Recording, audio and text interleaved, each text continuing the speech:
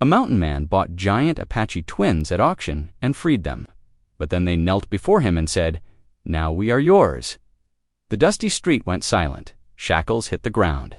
Church bells tolled as the twins stood tall, broad-shouldered. As giants, their eyes filled with fire and loyalty. The crowd jeered, yet something greater had just begun. Up in the mountains, the cabin's fire glowed, but shadows closed in fast. A railroad man with cold papers, gunmen in the night, and a sheriff with keys ready to lock the twins away. The mountain man thought he freed them, but now they may be the only ones who can save him. As treaties, land, and lives hang in the balance, one question thunders louder than hooves on the trail. When freedom comes with a vow, does it bind men together as family or break them apart forever? Every time I see your comments, I'm reminded how stories connect us across distances, backgrounds, and hearts. If values like respect, courage, and compassion still guide you, then you're part of this story. 2. The biting Colorado wind whipped through the dusty rail town square, carrying the acrid smell of coal smoke from the nearby train depot. Townsfolk huddled together against the cold, their breath visible in the crisp morning air as they gathered around a makeshift auction block, little more than a stack of weathered wooden crates beside a few worn wagons and rusty barrels. Auctioneer, a Weasley man with tobacco-stained teeth, strutted across his perch. His voice crackled harsh against the winter silence. "Next up, got ourselves some fine labor stock." He gestured with a grimy hand, and 2 Apache men emerged from behind a wagon, heavy iron shackles binding their wrists and ankles. They walked barefoot across the frozen ground, their faces stone still despite the cold. The twins stood tall, their broad shoulders straight despite their bonds, their dark eyes fixed on the distant mountains. Their matching features and powerful builds drew mutters from the crowd. Sheriff Dixon lingered at the edge of the gathering, studying the toe of his boot with sudden interest as several townspeople began to jeer. "How much for the matched set?" someone called out mockingly. Cruel laughter rippled through the crowd. Off to the side, a solitary figure caught the twins' attention. The mountain man stood apart from the others, his thick beard, unable to hide the hollow grief etched in his weather-worn face. His clothes were trail-worn but sturdy. Speaking of long days in the high country, the twins exchanged a brief glance as they noted his presence. Opening bid at $5, the auctioneer announced, his voice sharp with false cheer. "Who'll give me $5 for this fine pair?" $3, shouted a rancher, triggering more laughter, called another to general amusement. The mountain man's boots crunched in the frost as he stepped forward. Without a word, he reached into his coat and pulled out a leather pouch. The crowd fell silent as he counted out silver coins onto the auctioneer's table. The man's hands were steady, but his eyes burned with quiet intensity. "I reckon that'll cover it," he said softly, his voice rough from disuse. The auctioneer quickly counted the silver, his eyes widening slightly. It was more than he'd expected for such a sale. He nodded sharply and handed over a bill of sale. Rather than pocket the paper, the mountain man walked straight to the twins. He pulled a knife from his belt, causing several onlookers to step back. But he simply cut through the ropes, binding the chains, letting them fall to the ground with a dull clank. "You're free men now," he declared, loud enough for all to hear. His voice carried no hint of boast or challenge to simple statement. A fact the crowd watched in stunned silence as both Apache men slowly knelt before him. Their broad shoulders bowed in perfect unison. When they spoke, their voices were deep and solemn, carrying the same slight accent. "Now we are yours." The mountain man's brow furrowed in confusion. This wasn't what he'd intended. He opened his mouth to protest, but something in their steady gaze made him pause. He turned toward his horse, a sturdy bay that stood patient in the cold. The twins rose smoothly and fell into step behind him as he led the animal down the town's main street. Their bare feet made no sound on the frozen ground, while his boots and the horse's hooves marked their passing with steady rhythm. From her porch next door to his line shack, the widow watched their approach with clear suspicion in her narrow-eyed gaze. Her hand clutched her shawl tight against the wind as she tracked their progress. The mountain man kept his eyes forward, though he felt the weight of her stare. Behind them, the auctioneer's voice rose again over the murmuring crowd. "Lot up for bidding. Got some fine tools here, hardly used." The wind caught his words and scattered them across the cold morning air. carrying them past the strange trio as they made their way out of town. The mountain man's thoughts churned with questions about what he'd just done and what it might mean. He hadn't planned this when he'd walked into town that morning, hadn't planned anything at all since grief had hollowed him out months ago. But something about the twins' quiet dignity had stirred him to action, and now here they were, following him home like shadows. The cold kept its grip on the morning as they walked on, 3 figures growing smaller against the vast Colorado landscape, while behind them the auction continued its grim business under the winter sky. The winter sun hung low in the afternoon sky as the mountain man led the way up the snow-covered trail. His boots left deep prints in the fresh powder, while behind him, the Apache twins moved with uncanny silence despite their bare feet. The path wound through sparse pine trees, climbing steadily toward a ridge where a small cabin perched against the wind. The mountain man paused at a fork in the trail. Turning to face the twins, he gestured toward the open valley below, where patches of sheltered grassland showed through the snow. "You're free men now," he said gruffly. "Got good hunting down there, plenty of space to make your own way." The twins stood motionless, there, dark eyes fixed on him with unwavering certainty. Neither spoke, but their stance made it clear they weren't going anywhere. The mountain man sighed, his breath clouding in the cold air, and resumed trudging up toward his cabin. The shack was a simple affair of hewn logs chinked with mud, a stone chimney leaning slightly to one side, and a roof that had seen better days. A few chickens scratched in the shelter of the porch, unbothered by the snow. The mountain man stomped his boots clean and pushed open the crooked door, letting out a breath of stale air. Inside, he busied himself with the familiar routine of starting a fire in the cold hearth. His hands moved automatically, laying kindling and striking flint, while his mind wrestled with the strange situation he'd created. The twins' presence felt like a weight on his shoulders, even though they remained outside. A sharp crack split the air. The mountain man looked up, startled, only to see one of the twins efficiently splitting logs with his old axe. The other twin had already disappeared with his water bucket toward the creek. Their quiet competence spoke of years of similar work. Soon the cabin grew warm as the fire caught hold. The mountain man set his dented pot of beans to boil, adding a handful of dried meat from his stores. The twins continued their self-appointed tasks without direction or discussion. By the time the sun touched the western peaks, they had stacked enough wood for a week and filled every water container he owned. When the beans were ready, the mountain man dished out 3 portions in tin cups. He hesitated, then bowed his head and muttered the prayer his wife had always insisted upon. "Lord, we thank you for this bounty." The twins sat cross-legged near the door, their backs straight, and waited in respectful silence until he finished.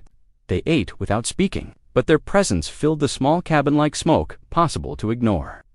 That night, lying on his narrow bunk, the mountain man stared at the rough-hewn ceiling. The cabin felt different with others nearby. He'd grown used to silence in the months since Sarah passed, but now every creak and shuffle from outside caught his attention. Through the thin walls, he could hear the twins moving around the cabin's perimeter, their footsteps soft but deliberate. They were keeping watch, he realized, like guardians at a post. Sleep came slowly, broken by memories of the auction block and Sarah's voice asking what in heaven's name he thought he was doing, bringing home to strange men like that? But when dawn's gray light filtered through the window, he found his answer waiting outside.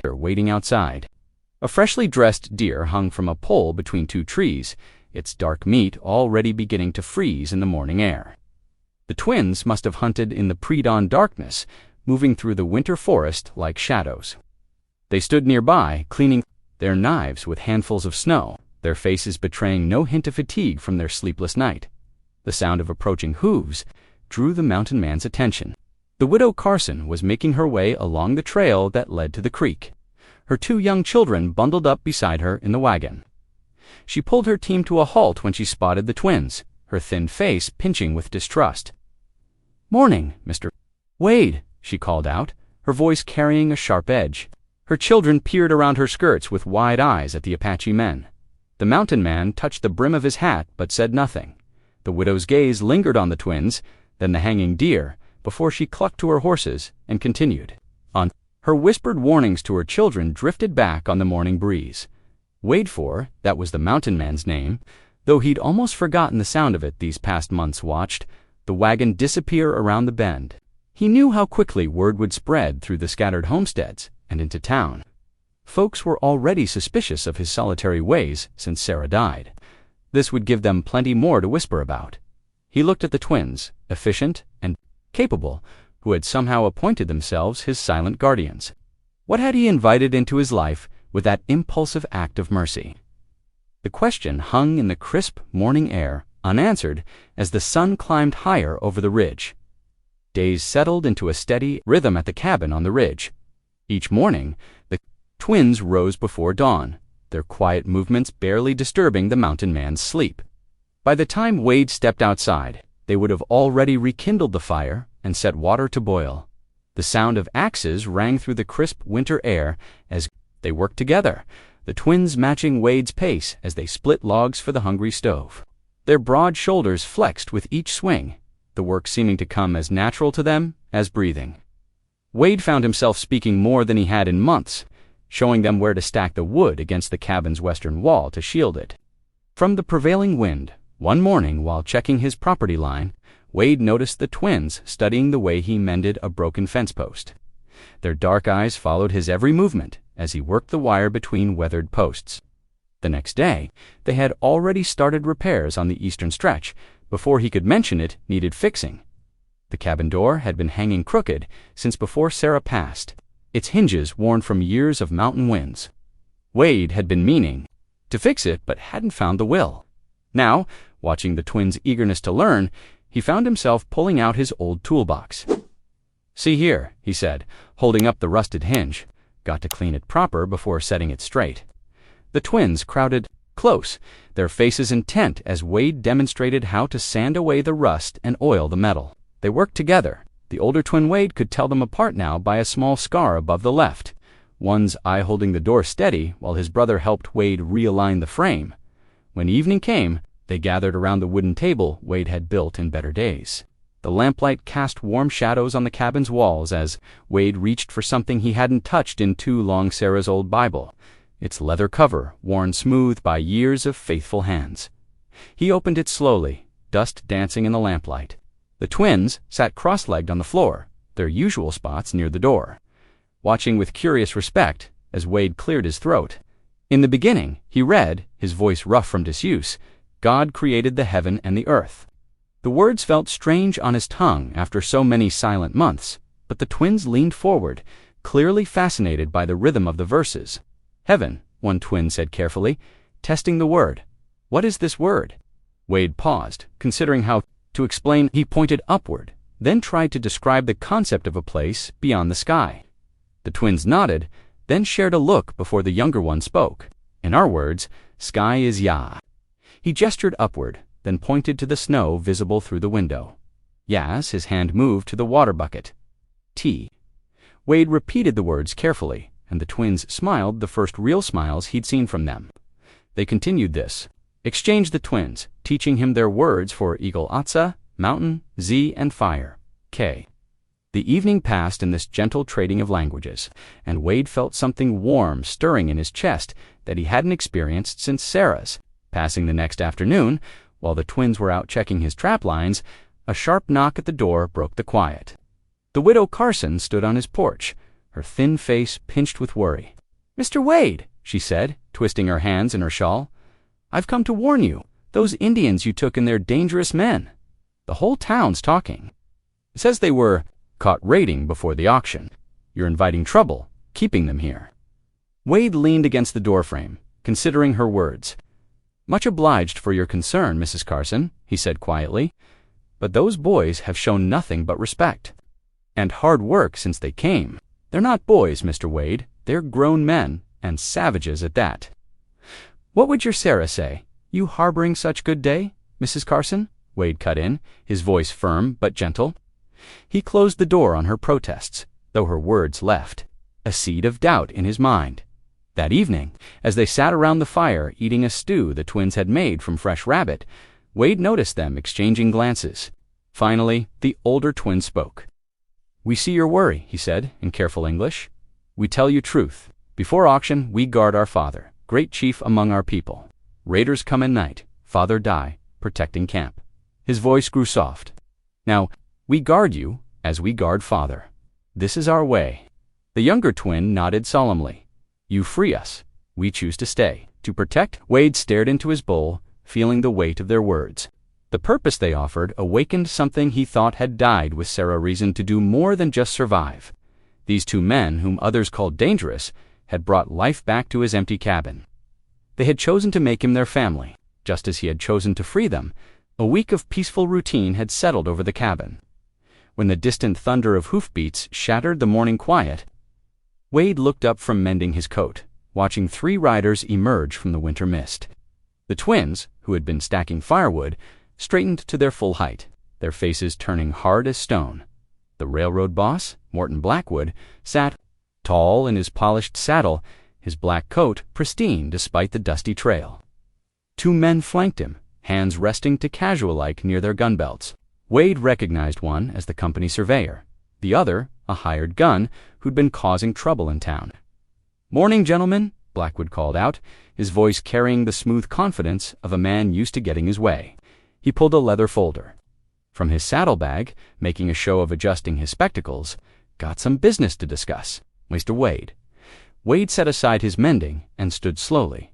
The twins moved closer, positioning themselves on either side of him like shadow guardians.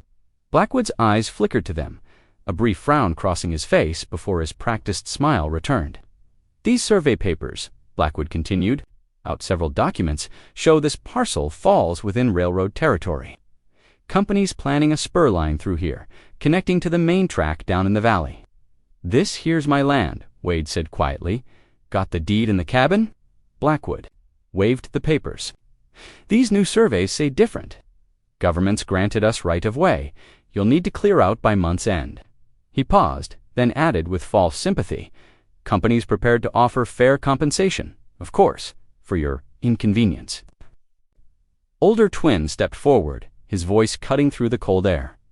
"We know these markers." He pointed to the wooden stakes visible along the ridge. "These are treaty lands, given to our father's people by paper promise."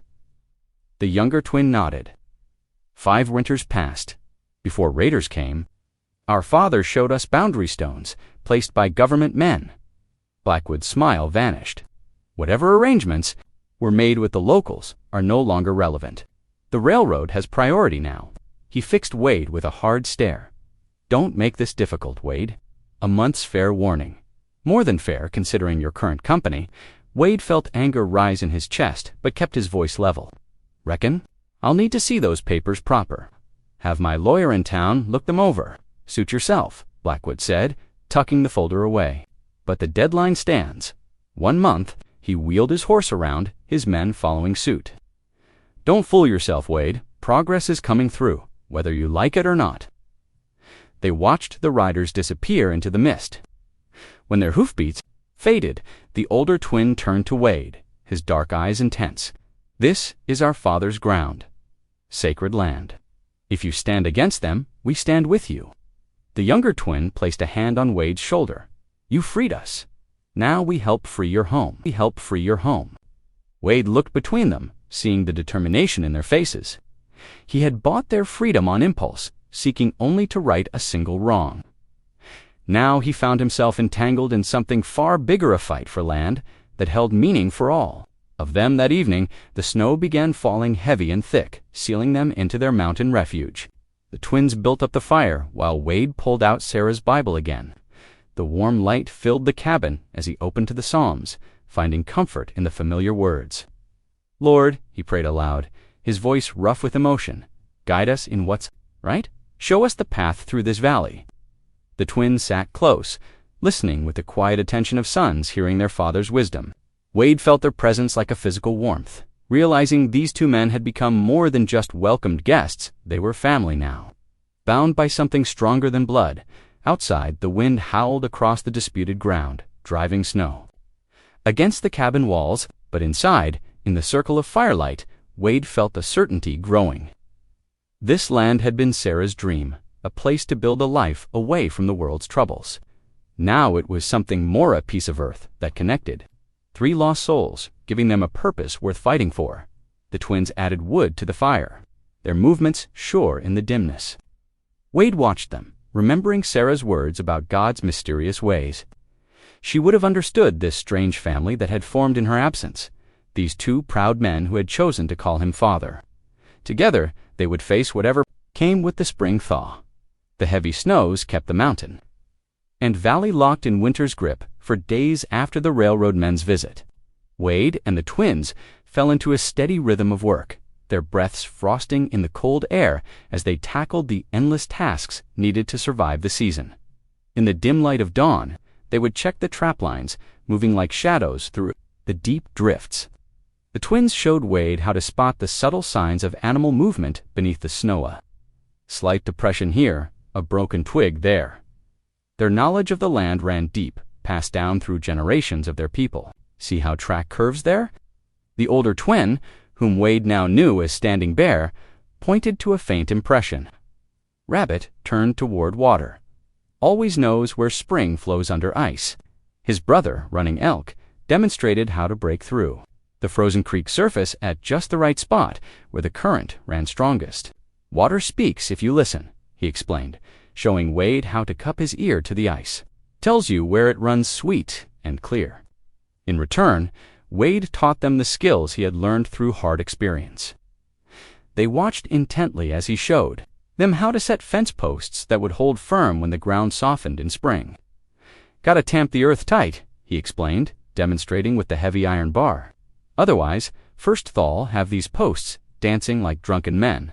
The twins picked up the technique quickly, their strong arms making short work of the remaining posts. Wade found himself grateful for their help. Work that would have taken him days alone was finished before sundown. Inside the cabin, they spent hours repairing tools and smoking the venison the twins had brought down. The rich scent of wood and meat filled the small space as they worked, sharing comfortable silence broken only by the crack of the fire and the whisper of the wind outside. One morning, Wade noticed the smoke from the Widow Parker's chimney had gone thin.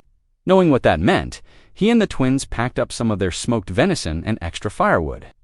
Best check on her and them little ones, Wade said, shouldering his load. They broke trail through deep snow to her homestead, the twins taking turns carrying the heavy wood. When they arrived, Sarah Parker stood in her doorway, her thin face pinched with worry, and her children huddled behind her skirts. Noticed your smoke was getting low, Wade said simply, nodding toward their bundles. Brought some meat and wood. If you'd accept it. The widow's eyes darted between Wade and the twins, suspicion warring with need. Finally, hunger won out. Much obliged, she said stiffly. Stepping aside to let them stack the wood and hang the meat, the twins worked efficiently, their movements careful and gentle. When the youngest Parker child, a girl of maybe 6 years, dropped her doll, running, Elk picked it up and handed it back with a kind smile. The child's answering grin seemed to soften something in the widow's face. But the growing goodwill they found at the Parker homestead was not matched in town. When Wade rode in for supplies the next day, he felt the weight of hostile stares as he tied his horse outside the general store. "Hear you're harboring them savages up there, Wade," Tom Miller called out from his place by the potbelly stove. "Ain't right, man, living alone with heathens." Wade kept his face neutral as he collected his flour and coffee. He felt the familiar weight of his revolver against his hip, but kept his hand well away. The store owner, Mr. Peterson, took his money.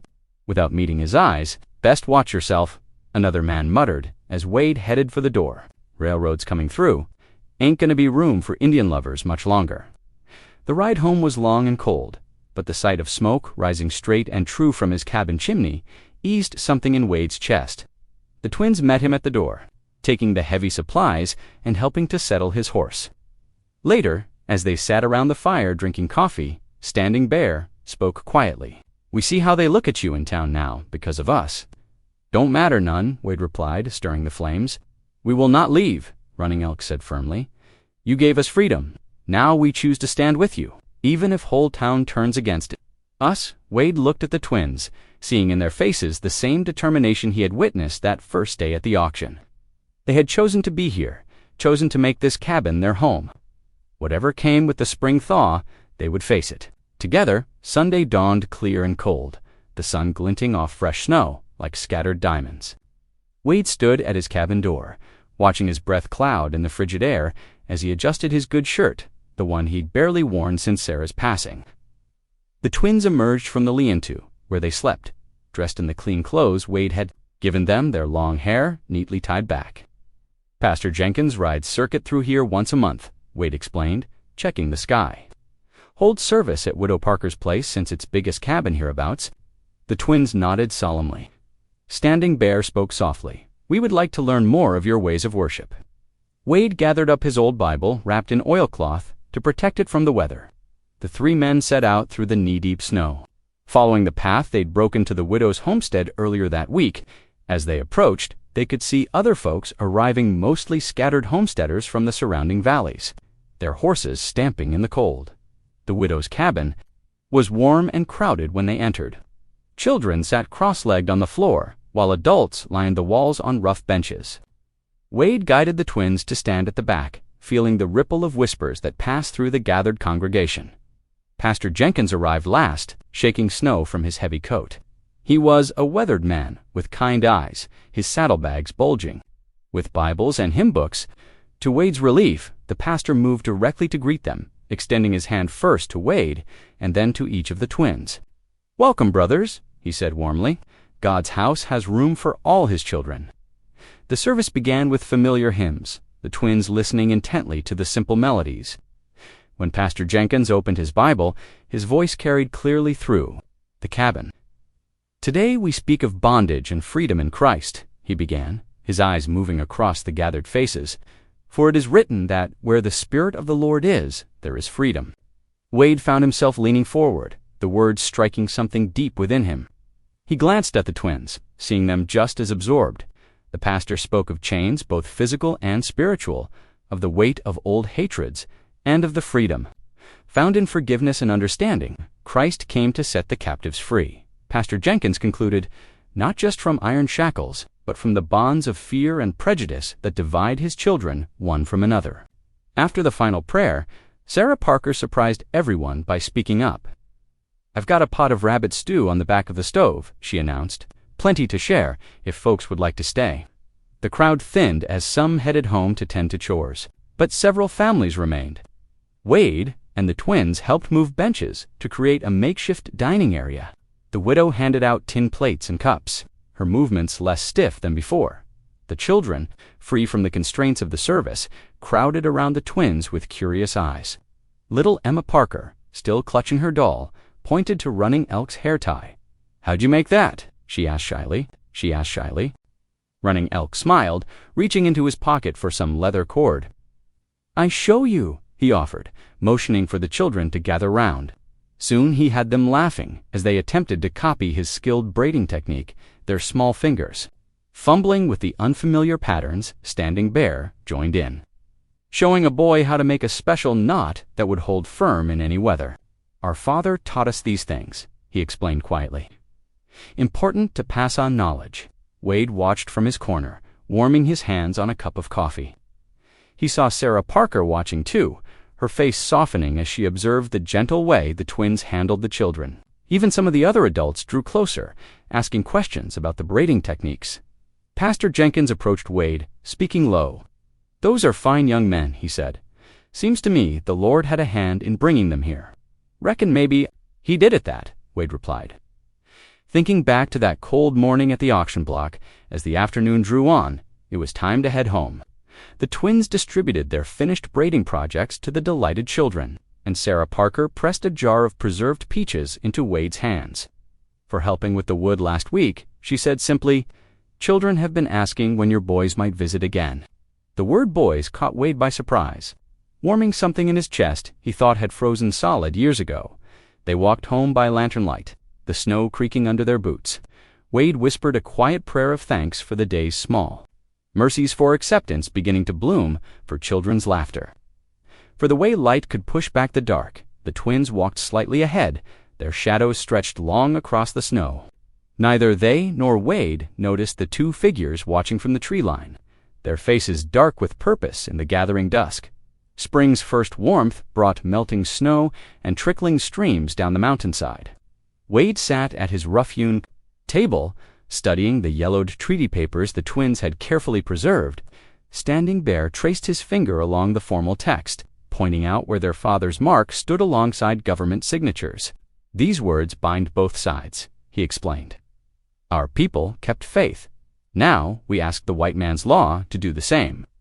Wade nodded, rolling the papers carefully. "Reckon it's time we took this to town."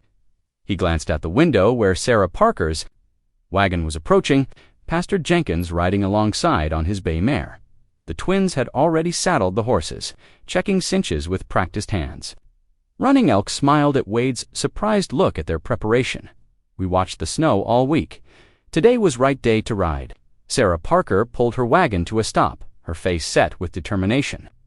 "Thought you might need some respectable witnesses," she said, smoothing her best dress. "Besides, that railroad boss needs to learn he can't just run roughshod over honest folk." Pastor Jenkins dismounted, his Bible tucked securely in his saddlebag. "The Lord's justice works through earthly courts. Sometimes," he said quietly, "Judge Matthews is a fair man, if stern." The small party made their way down the mountain trail, hooves and wagon wheels cutting through spring mud. Wade rode between the twins, noticing how they scanned the ridgelines out of habit. The treaty papers rode safe in his breast pocket. Close to his heart, town was busy with spring trade when they arrived. Heads turned as the unusual group made their way down the muddy street toward the courthouse. Wade felt the weight of stairs, but kept his eyes forward, drawing strength from the steady presence of his companions. The courthouse stood 2 stories tall, its windows gleaming in the morning sun. Inside, the wooden floors creaked under their boots as they waited on the hard benches. When Judge Matthews finally called them in, Wade felt his throat tighten. The judge's office smelled of tobacco and old leather. Matthews peered at them over his spectacles, his gray mustache twitching slightly at the sight of the twins. "What brings such an interesting assembly before me today?" Wade stepped forward, laying the treaty papers on the massive desk. His voice came out steady, though his hands trembled slightly. "Your Honor, we've come about a matter of law and justice." For the next hour, they presented their case. The twins spoke with dignity about their father's treaty rights. Sarah Parker testified about the mountain man's character and the twins' helpful presence in the community. Pastor Jenkins added his voice. Speaking of brotherhood and legal obligations, Judge Matthews listened without expression, examining the treaties with careful attention. His fingers traced the signatures, held pages to the light, and made small notes in his ledger. Finally, he set down his pen. "This requires careful review," he said slowly. "The railroad's claims must be examined against these treaty provisions. I will need time to study precedents." He looked at them each in turn. "Return in 2 weeks. I will have my decision then." Outside the courthouse, hope bloomed like spring, flowers in their hearts. Sarah Parker smiled broadly. "Did you see how careful he was with those papers? That's a man who respects the law." "The Lord works in mysterious ways," Pastor Jenkins added, mounting his horse. "Sometimes justice comes. Through unlikely alliances, the ride home was lighter than the journey down. Even the twins seemed to shed some of their usual watchfulness, pointing out early wildflowers to Wade as they climbed the mountain trail. Sarah's wagon followed behind, her children's laughter carrying on the spring breeze. Back at the cabin, the twins immediately set to work on the winter-damaged roof. Their Apache songs drifted down as they replaced damaged shingles, the unfamiliar melody somehow fitting perfectly with the mountain air. Wade found himself humming along as he prepared supper, adding extra potatoes to feed their guests. Sarah and her children helped set out plates on the newly expanded table Wade and the twins had built. The cabin felt warm and full of life, so different from the lonely shelter it had been just months ago. Pastor Jenkins offered a blessing over the meal, his words touching on family and hope.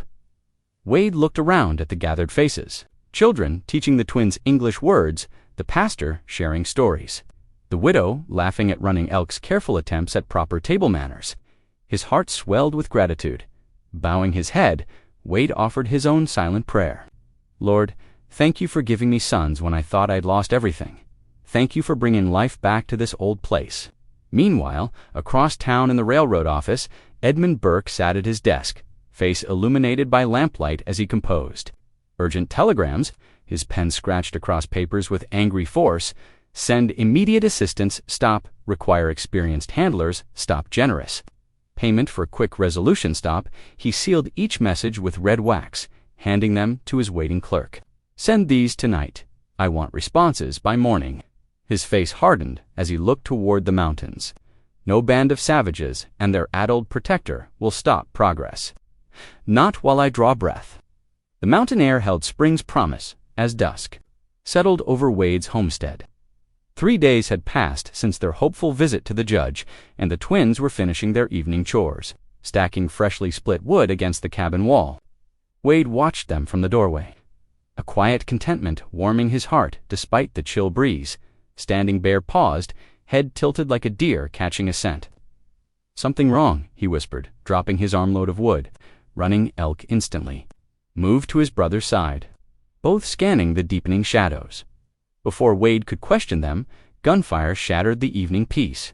Bullets splintered wood around them as dark figures emerged from the tree line.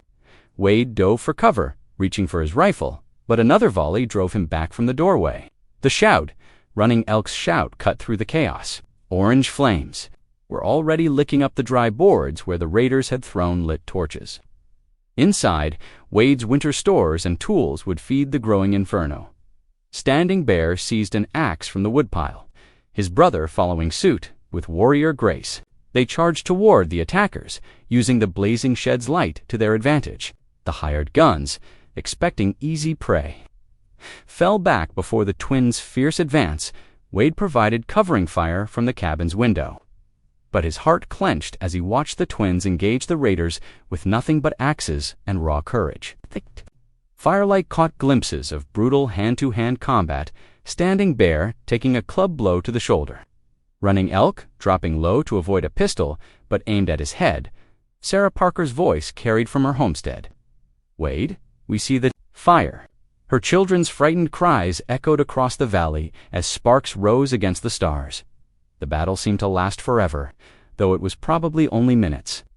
The raiders, finding their prey far from helpless, finally withdrew into the darkness. Their horses' hoofbeats faded down the mountain trail, leaving behind the crackle of flames and smell of gunpowder. Check the children, Wade shouted to Sarah, who had started toward his cabin.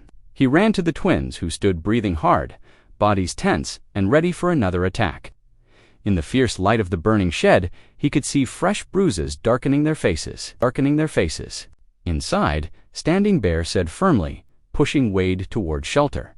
They might return. Running Elk circled the property's edge, watching for renewed threat while his brother and Wade fought the fire.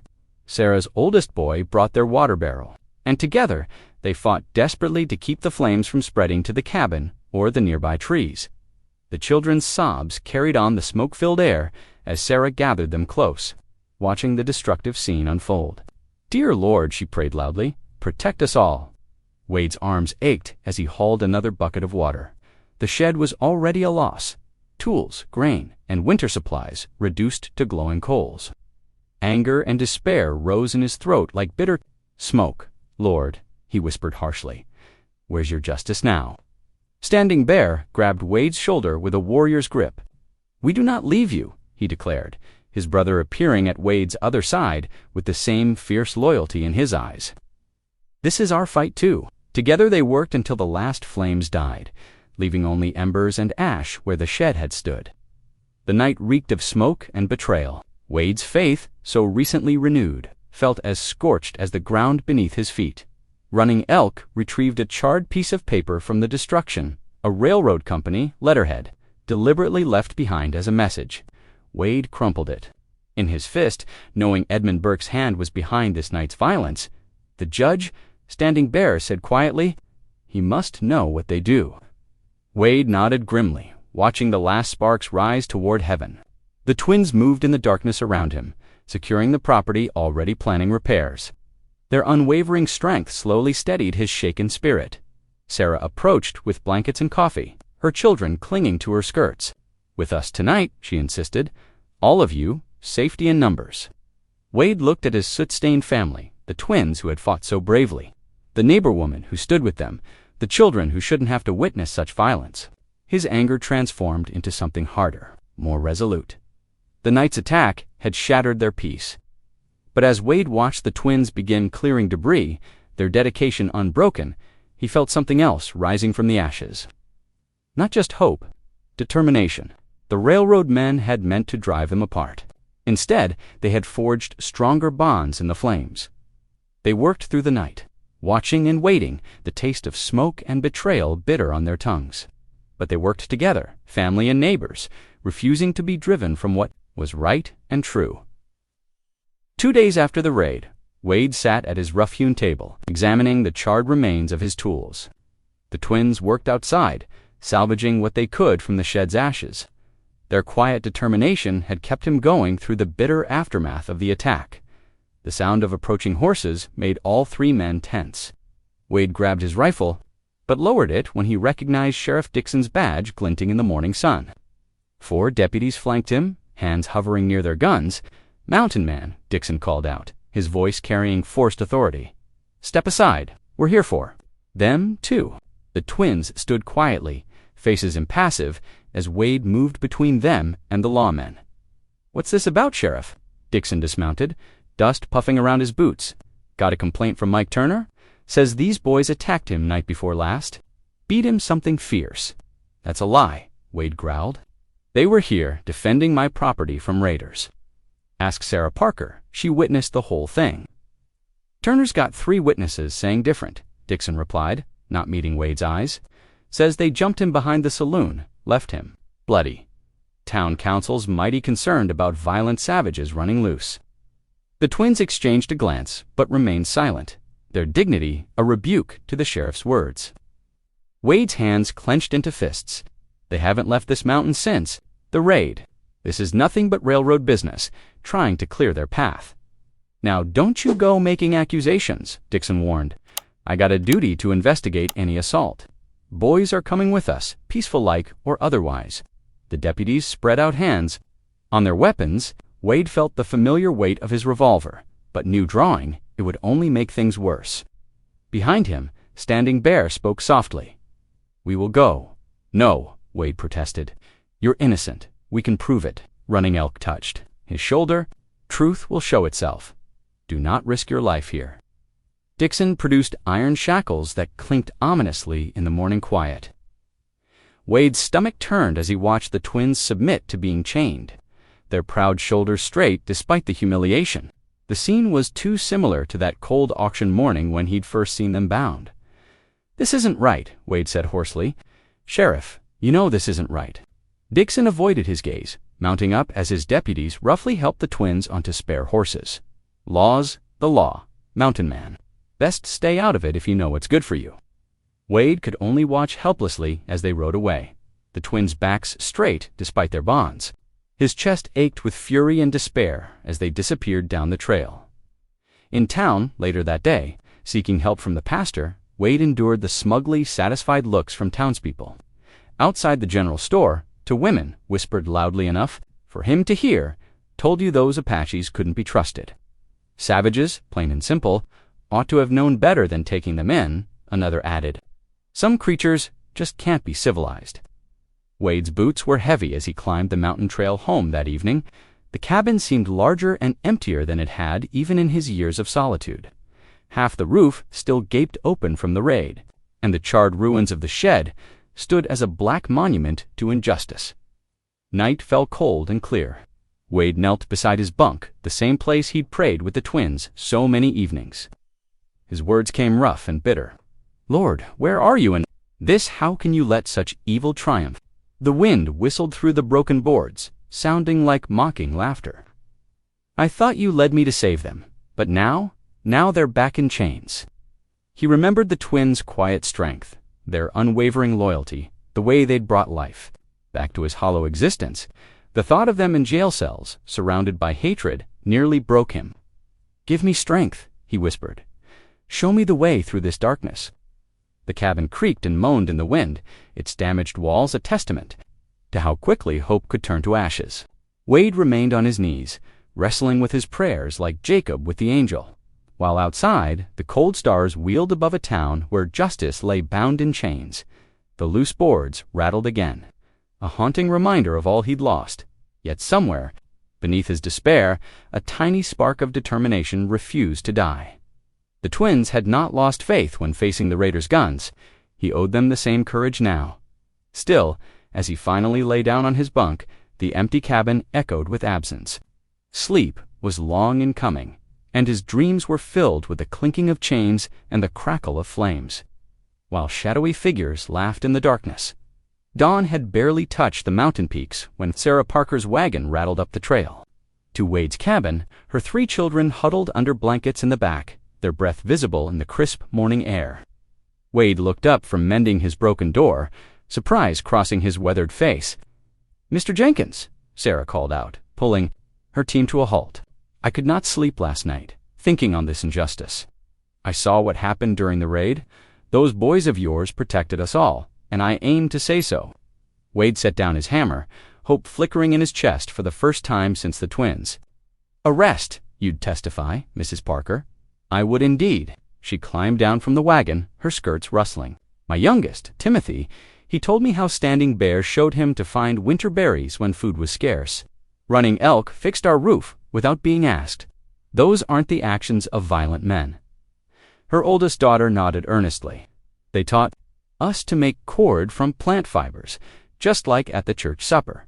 They were gentle PA, not mean like Pitt will say." Before Wade could respond, hoofbeats announced another arrival. Pastor Matthews rode up on his dappled mare, his collar bright white against his dark coat. "I heard about the arrest," the pastor said, dismounting. "The Lord calls us to stand for truth, and I know these young men. They've shown nothing but respect in his house. I will speak for their character before any judge." Wade's throat tightened with emotion. "I'm much obliged to you both, but will it be enough?"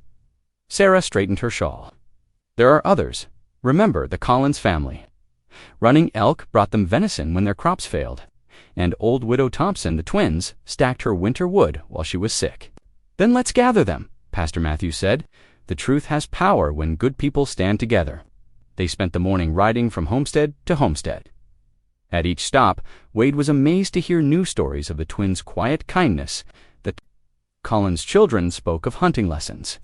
Widow Thompson wept, describing how they'd repaired her leaking roof. Even gruff Mr. Peterson admitted they'd helped him find lost cattle. Some still closed their doors, fear or prejudice stronger than truth. But by afternoon, a small group of witnesses had agreed to speak. They gathered in Pastor Matthews' church, sharing their stories, finding courage in numbers. The railroad. "Men won't like this," Sarah warned as they planned their approach. "They've got money and influence." "But we have truth," the pastor replied, "and God's justice does not bow to silver." As sunset painted the mountains gold, Wade rode to the jail. The sheriff eyed him suspiciously, but allowed a brief visit. His heart ached, seeing the twins in separate cells, their proud spirits unbowed despite visible bruises. Standing Bear sat cross-legged on his thin mattress, while Running Elk stood at his window watching the fading light. Both turned as Wade approached the bars. "Brothers," he said softly, the word feeling right in his mouth. "You are not alone. The Widow Parker, the pastor, and others there standing with us. Tomorrow, they'll speak truth about who you really are." Running Elk's eyes brightened. "The little ones, they are well. They miss their teachers." Wade smiled. "Sarah's boy, Timothy, keeps asking when you'll show him more about tracking." "The people are not all filled with hate," Standing Bear observed quietly. "Some see with clear eyes." "More than I expected," Wade admitted. "You touched many lives with your kindness. Now they'll return it." Running Elk moved closer to the bars. "Our father taught us, a man's true wealth is measured by those who stand beside him. Then we are rich indeed," Wade replied, his voice rough with emotion. "Tomorrow we stand together, all of us." The twins' eyes shone with gratitude, even as shadows hid their bruises. Wade gripped the cold iron bars, wishing he could do more. "Hold fast, my friends. Dawn will bring justice." As he turned to leave, Standing Bear spoke. "Brother," the word stopped Wade in his tracks. "Thank you for not losing faith." Wade nodded, unable to speak past the lump in his throat. The jail door clanged behind him as he stepped into the gathering dark, but his heart felt lighter than it had since the arrest. The mountain air was sharp. With coming frost as he rode home, stars began appearing overhead, bright and steady as truth. Tomorrow would bring its own battles, but tonight, Wade savored the knowledge that good people still stood for what was right. In his mind, he heard Sarah's firm voice, saw the pastor's resolute stance, remembered the simple stories of kindness shared by neighbors. Perhaps these small flames of decency could still light the way through darkness. Morning sunlight streamed through the courthouse windows, casting long shadows across the worn wooden floor. The room buzzed with whispers as townsfolk filed in, filling every bench and crowding the back wall. Wade Jenkins sat straight-backed in the front row, his Sunday coat brushed clean, watching as Sheriff Dixon escorted the twins to their place at the defendant's table. Railroad boss Theodore Mercer lounged at the prosecution table. 3 expensive lawyers in pressed suits arranged beside him like crows on a fence. Their leather briefcases gleamed with brass fittings, a stark contrast to the twins' simple prison clothes. Sheriff Dixon settled into a chair near them, his badge catching the light as he adjusted his gun belt. Judge Harrison entered his black robes, swishing as he took his seat. The room fell silent. "Court is now in session," the bailiff announced. She stood tall in her best dress, hands clasped before her. "I saw everything that night of the raid," she declared, voice clear and strong. "Those men came to burn and destroy. The twins protected my children when the sparks flew toward my property. They used axes only to defend, not attack. And you're certain of what you saw?" Mercer's lawyer pressed, his tone dripping with doubt. "Certain as I am of God's truth," Sarah replied firmly. "My youngest would have been in danger if not for standing bare, shielding him from the flames." Pastor Matthews spoke next, his collar stark white against his black coat. "I have watched these young men in my congregation," he testified. "They bow their heads in prayer, help the elderly up the church steps, and show nothing but respect for our community.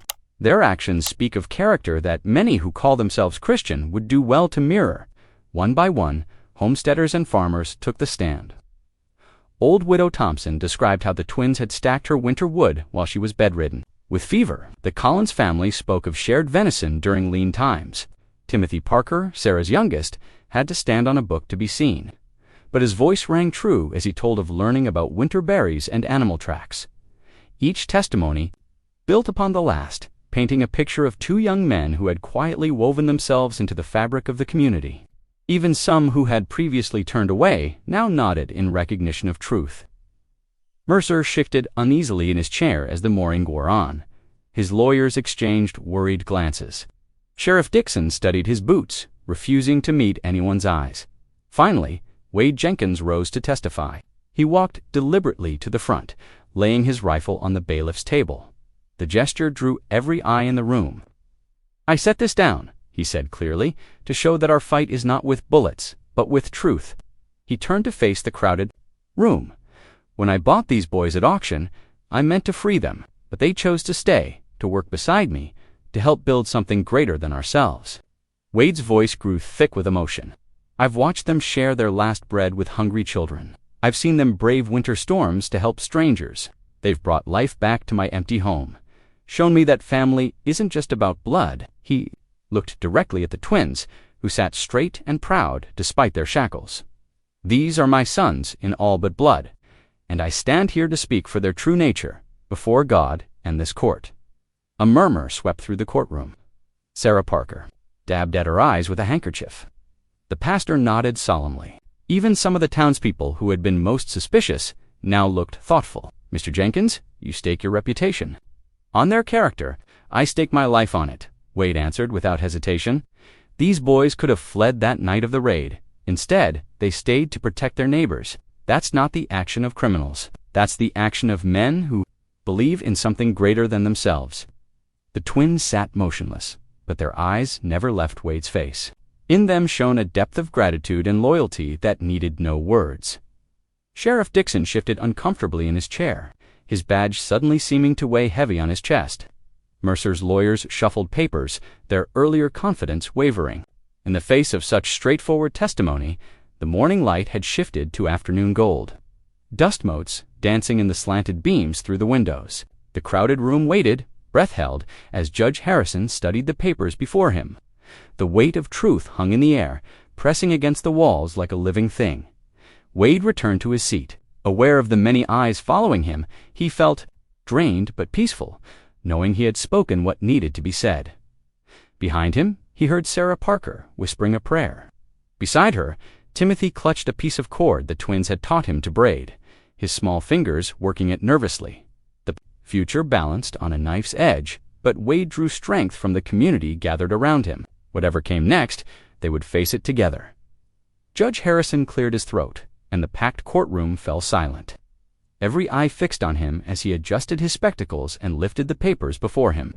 Having heard all testimony and reviewed the evidence, this court finds the charges against Standing Bear and Running Elk to be false and without merit. His voice rang with authority through the hushed room. Furthermore, regarding the matter of land ownership, these treaty papers are legally binding. The railroad's claim is hereby denied. For a heartbeat, silence held. Then Theodore Mercer leaped to his feet, face flushed red with fury. "This is outrageous. You can't. I can, and I have." Judge Harrison cut him off sharply. "My ruling stands." The courtroom erupted. Townsfolk burst into applause, their faces bright with joy and relief. Sarah Parker pressed her handkerchief to her eyes, tears flowing freely. Her son Timothy bounced in his seat, grinning ear to ear. Pastor Matthews bowed his head, lips moving in silent prayer. The deputies moved forward to unlock the twins' shackles.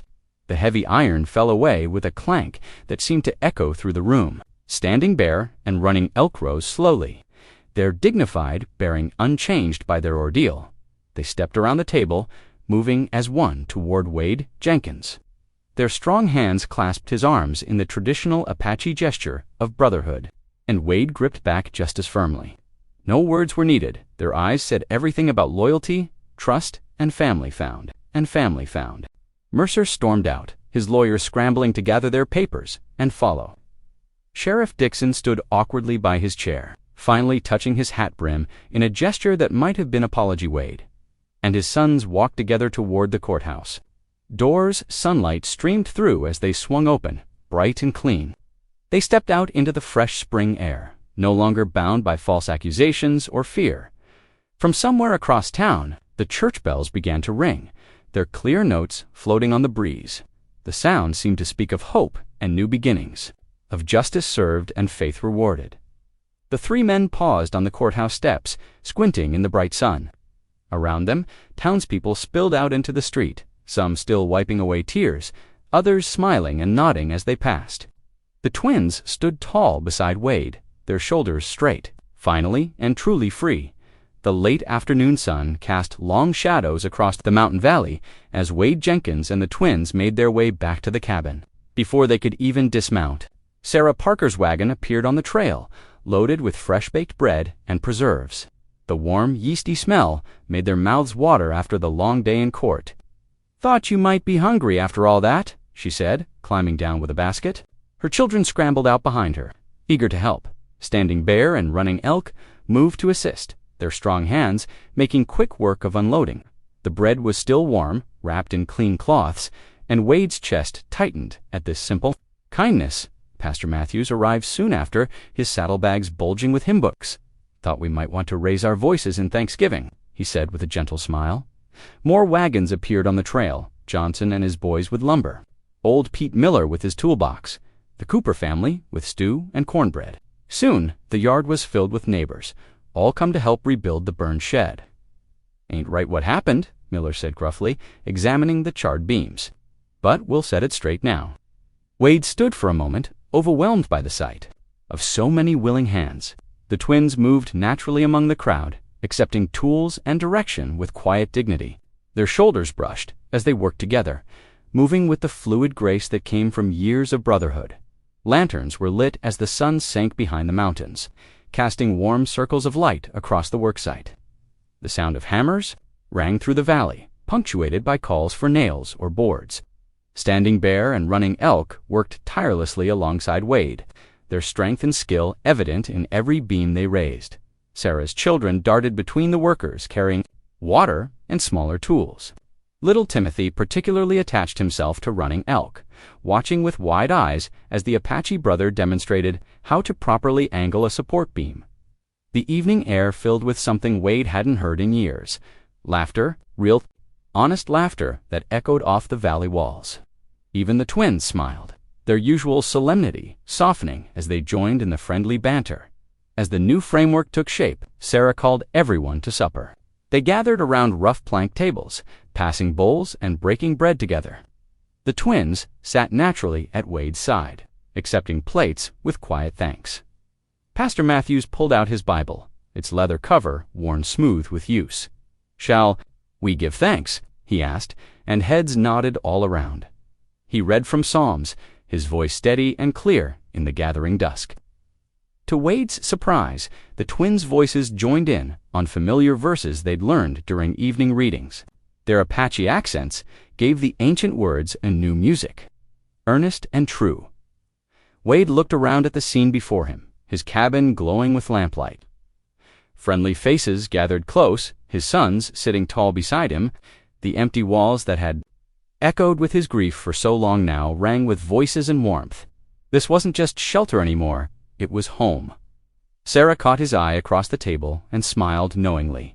She'd seen his transformation from the bitter widower who'd shocked everyone at that auction to this man surrounded by family, not of blood, but of choice and faith. The twins touched his shoulders gently, their gesture speaking of respect and belonging. Wade bowed his head, grateful beyond words for this unlikely kinship that had filled his lonely cabin with new life. Outside the cabin, Wade Jenkins sat on the weathered porch bench with standing bear and running elk. Above them, stars scattered. Across the dark sky like diamonds on velvet, brighter than any city dweller would ever see. The mountain air carried the crisp scent of pine. That day at the auction, Wade said softly, "I cut those ropes to set you free." His voice caught slightly. On the words, running elk's deep voice answered, "And we chose to stay." "You could have gone anywhere," Wade continued, wiping moisture from his eyes. "Instead, you freed something in me. My heart was locked up tight with grief after losing Martha. Somehow, you boys found the key." Standing Bear reached out, clasping Wade's forearm in the warrior's grip of equals. Running Elk did the same on his other side. No master and servants here, just family, bound by choice and love rather than blood. Through the cabin window, lamplight spilled warm and golden across the yard. Sarah's children's laughter rang out clear as bells, followed by their mother's gentle chuckle. From inside, familiar hymn notes drifted into the evening air, sweet and pure. Wade looked at the strong young men beside him, then at their home and land, their father's land, now theirs by right and law. Like the deep-rooted pines on the ridge, they would stand together, weathering whatever storms might come. Thank you for listening. Stories connect us in the most unexpected ways. If you felt that spark today, make sure you're subscribed. I share a new one daily, and the next might change your day.